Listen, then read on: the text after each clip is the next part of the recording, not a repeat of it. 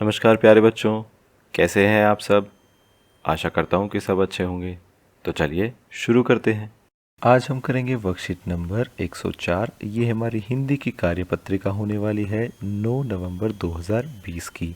इधर बच्चे अपने क्लास का सेक्शन लिखेंगे, इधर अपना नाम लिखेंगे और इधर अपने टीचर यानी अध्यापक का नाम लिखेंगे। आज हम फिर से पाठ स्वतंत्रता की ओर में से पढ़ेंगे, जो कि हमारी हिंदी की पाठ्य पुस्तक रिमझिम से है। अगर आपने ये पाठ नहीं पढ़ा है या आप इस पाठ को दोबारा पढ़ना चाह रहे हैं तो आप वीडियो के डिस्क्रिप्शन में दिए गए लिंक पर जाकर इस पाठ को पढ़ सकते हैं। आइए हम इस वर्कशीट को शुरू करते हैं। हमारी आज की वर्कशीट का टाइटल यानी शीर्षक होगा अनुस्वार व अनुनासिक। ये क्या है, आइए इसको पढ़ते हैं। प्यारे बच्चों, आपने पाठ स्वतंत्रता की ओर को अच्छे से पढ़ा होगा। आइए पाठ में आए कुछ शब्दों पर ध्यान देते हैं, जैसे स्वतंत्रता, गांधी, बिंदा, हंसा, फूंक आदि। वे शब्द जिन्हें बोलते समय ध्वनि नाक से निकलती है, यानी आवाज़ कहाँ से आती है, नाक से आती है, और जिन्हें लिखने के लिए बिंदु, देखिए इस तरीके से बिंदु का प्रयोग किया जाता है, अनुस्वार शब्द कहलाते हैं। जैसे गंगा, ये देखिए इसमें ऊपर बिंदु लगी है, और पतंग, ये देखिए इसमें ऊपर बिंदु लगी है आदि। तो ये जितने भी शब्द होते हैं जिनमें ऊपर ऐसे बिंदु लगी होती है उनको हम अनुस्वार शब्द बोलते हैं। और वे शब्द जिन्हें बोलते समय मुंह से अधिक और नाक से कम ध्वनि निकलती है और जिन्हें लिखने के लिए चंद्र बिंदु का प्रयोग किया जाता है, अनुनासिक शब्द कहलाते हैं। जैसे चांद, ये देखिए ऊपर चंद्र बिंदु लगी है ना, गांव ऊपर चंद्र बिंदु लगी है, सांप यहाँ पर भी चंद्र बिंदु लगी है आदि। तो देखो दो चीज़ें आपको याद रखनी है, जिसमें बिंदु लगती है वो अनुस्वार शब्द होते हैं, जिसमें चंद्र बिंदु लगती है वो अनुनासिक शब्द होते हैं।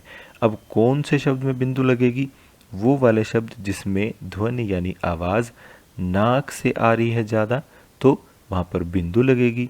वो वाले शब्द जिसमें ध्वनि यानी आवाज़ मुंह से ज़्यादा आती है और नाक से कम आती है, वो वहाँ पर चंद्र बिंदु लगेगा।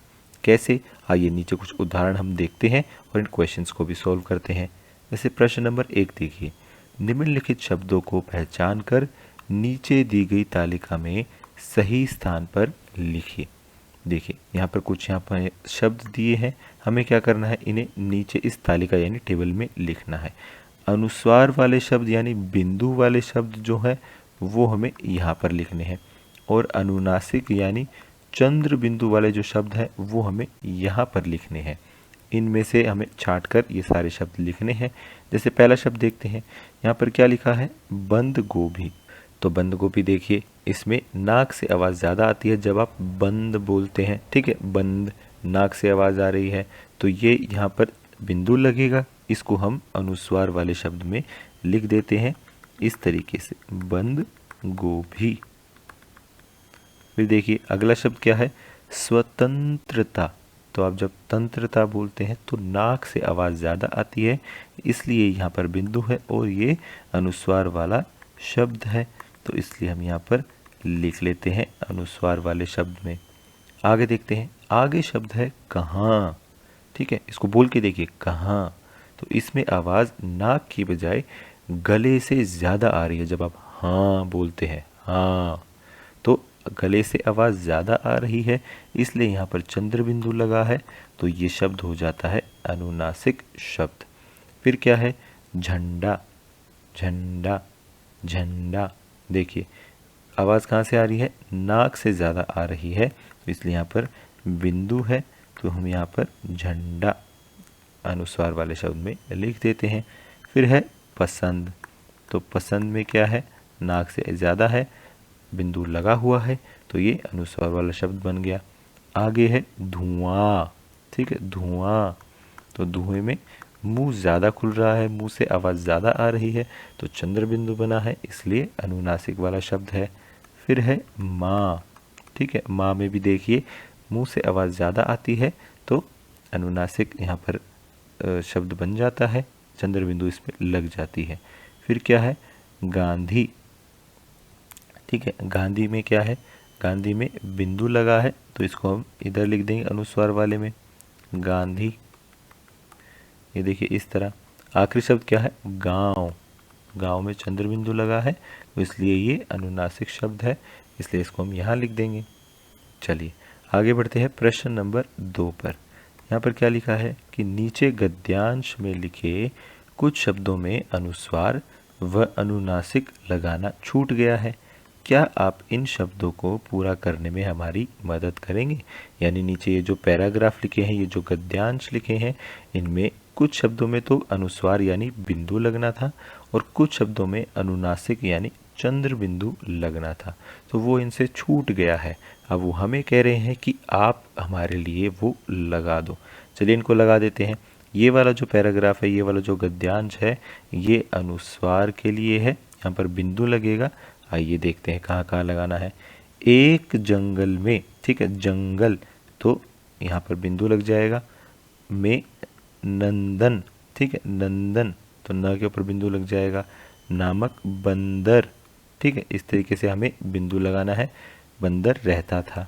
उसे अंगूर और नारंगी, र के ऊपर बिंदु लगेगा, ठीक है, नारंगी खाना अच्छा लगता था। तभी वहाँ गंगाराम, ठीक है, गंगाराम नाम का लंगूर एक पतंग, पतंग लाया, ठीक है, त के ऊपर बिंदु लगेगा। दोनों ने खूब आनंद, न के ऊपर बिंदु लगेगा, लिया और जंगल में खूब दंगल किया। ये लीजिए यहाँ पर हमने बिंदु लगा दिया है जहाँ जहाँ पर ज़रूरी था। चलिए अब दूसरा पैराग्राफ पढ़ते हैं, जो दूसरा गद्यांश पढ़ते हैं। यहाँ पर हमें अनुनासिक का इस्तेमाल करना है, यानी चंद्र बिंदु का इस्तेमाल करना है। आइए देखते हैं कहाँ कहाँ। एक गांव, यहाँ पर चंद्र बिंदु लगेगा। में आंचल अपनी माँ के साथ रहती थी। उसे चिड़ियाँ और तितलियाँ बहुत पसंद थी। एक दिन वह तितली के पीछे भागी, तभी वहाँ सांप को देखकर वह कांप गई और गिर गई। उसके दाएं पाँव में चोट आ गई। ये देखिए यहाँ पर हमने चंद्र बिंदु का इस्तेमाल किया और इन शब्दों को अनुनासिक शब्द बना दिया। चलिए इस तरीके से आप इनका इस्तेमाल कर सकते हैं। अब आते हैं प्रश्न नंबर 3 में। यहाँ पर लिखा है कि निम्नलिखित गद्यांश में चित्र के अनुसार शब्द लिखकर वाक्यों को पूरा कीजिए। यानी यहाँ पर 2 पंक्तियाँ लिखी हैं, ठीक है, और इसमें कुछ शब्दों की जगह छोड़ रखी है और उस शब्द पर कौन सा शब्द आना है और उस जगह पर कौन सा शब्द आना है, ये हमें बताना है इन शब्दों को देखकर। और साथ साथ में यहाँ पर चित्र भी बने हैं तो उनको भी हम देख सकते हैं, ठीक है, वही शब्द वहाँ पर आएगा। आइए एक बार ये शब्द पढ़ते हैं। अंकुर लिखा है, 5 लिखा है, दांत, पतंग, गांव, माँ, गेंद और गेहूं। चलिए अब इसको पढ़ना शुरू करते हैं। मेरा नाम, तो यहाँ पर नाम लिखना है। देखिए पहला शब्द अंकुर, तो ये अंकुर है, इसलिए हम यहाँ पर अंकुर लिख लेते हैं। अंकुर है। मैं, ये देखिए किस चीज़ का चित्र है, गांव का चित्र है एक, तो यहाँ पर गांव हम लिख देंगे। मैं गांव में अपनी, ये कौन है, उसकी माँ है, तो गांव में अपनी माँ के साथ रहता हूँ। हमारा, ये किस चीज़ का चित्र है, ये बेटा गेहूं का चित्र है, ठीक है, गेहूं की जब खेती करते हैं तो ऐसे पौधे उगते हैं। हमारा गेहूं, तो यहाँ पर हम गेहूं लिखेंगे, गेहूं का खेत है। मैं रोज़ाना 5, ये देखो 5 लिखा हो ना इधर, मैं रोज़ाना 5 बजे उठकर क्या कर रहा है, ये देखो ब्रश कर रहा है, तो अपने दांत, यानी 5 बजे उठकर क्या करता हूँ, ब्रश करता है, अपने दांत साफ करता हूँ। मुझे, यहाँ पर क्या है, पतंग है, मुझे पतंग उड़ाना और गेंद, ठीक है, गेंद खेलना पसंद है। तो ये लीजिए, इस तरीके से आप इन शब्दों को यहाँ पर लिख सकते हैं। चलिए अब आते हैं प्रश्न नंबर 4 पे। पाठ स्वतंत्रता की ओर में से अनुस्वार व अनुनासिक वाले दो दो शब्द छांटकर लिखिए।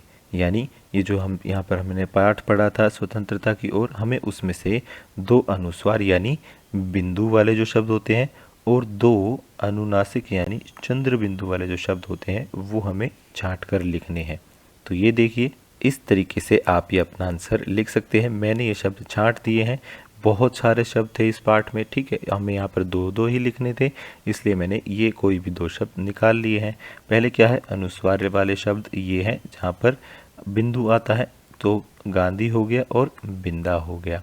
और दूसरा क्या है, अनुनासिक वाले शब्द जहाँ पर चंद्र बिंदु का इस्तेमाल होता है, तो वहाँ पर मैंने शब्द निकाले हैं माँ और हंसा। तो इस तरीके से आप अपना ये आंसर लिख सकते हैं। आज की क्लास यहीं ख़त्म होती है। अगर आपके कोई डाउट्स हैं तो आप नीचे कमेंट सेक्शन में पूछ सकते हैं। कल फिर मिलेंगे, कुछ नया सीखेंगे। तब तक के लिए थैंक यू एंड जय हिंद।